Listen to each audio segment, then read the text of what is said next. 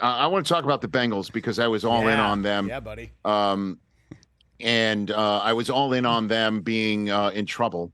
And that, again, despite overreactions and things of that nature, I just looked at how Burrow looked in that loss in Tennessee and looked at how they were turning down contact on Derrick Henry. And that was not the type of defensive effort that I was used to seeing from Cincinnati. And their 1-3 start might be a hole that is difficult to dig out of completely because, any mistake-ridden football or a mistake here or there that might cost them a game and in a very tight league might cause them to miss a division crown or be seated a little bit lower in the playoffs than they're used to.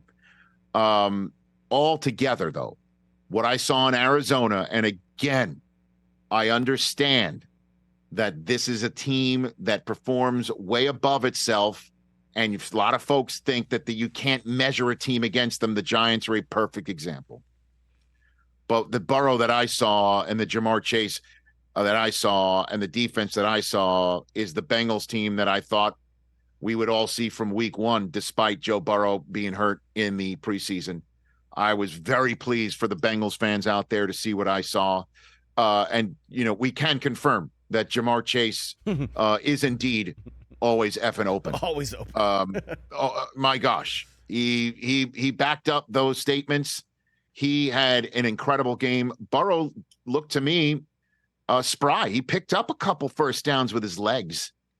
Slid on that leg and then hopped up and did the Joe Burrow sort of ball drop for a first down. I liked the swagger. I liked some of the defense at the end of the game. I understand the Cardinals did make it a game late, but I liked what I saw from Cincinnati. And how about that AFC North, man? With the Browns on a bye and then the Bengals winning that game and the Steelers beating the Ravens. After 5 weeks, the team that got boat raced in week one by the San Francisco 49ers, the Steelers, are on top. And, blame Canada, Matt Canada. Does he have a burner account? Does he not? What's going on with the run game? Najee can't run. Maybe they should use Jalen Warren more. All of the hand-wringing, and appropriately so, over that offense. They're 3-2. And they're hitting their bye week in first place with a win over the Ravens, having kept they stood their ground against the Steelers and the Browns at home. You have to hold your turf at home in order to win games and win divisions in the National Football League. And they did what they had to do in Vegas, and they stumbled in Houston, and they stumbled at home. You can't even call what they did against San Francisco a stumble.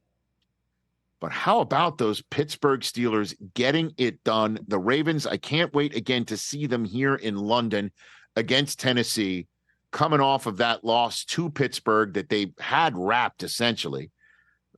Pickett to Pickens is something that we need to see a hell of a lot more of, but this just in, I think we will. And TJ Watt and the rest of that defense, Joey Porter with a big interception of Lamar in that game. That is exactly the type of Steelers game. It was ugly, but I didn't see any pictures in those standings that were just up on the screen. And I do see Pickett and Pickens celebrating a big touchdown. So the Steelers being on top is just yet another of those moments that in Tomlin you got to trust. And then put it all together. The Bengals are back. Can't wait to see what happens with your Browns, Andrew, when they come off of their bye this week against the 49ers. That is a big game.